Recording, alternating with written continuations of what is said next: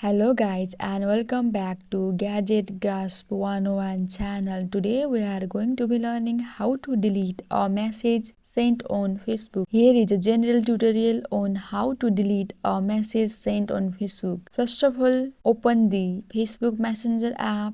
Go to the conversation where you send the message you want to delete. After that, locate the specific message you want to delete within the conversation and tap and hold on the message. This will bring up a menu of options. Tap on more. From the more that appears, select remove.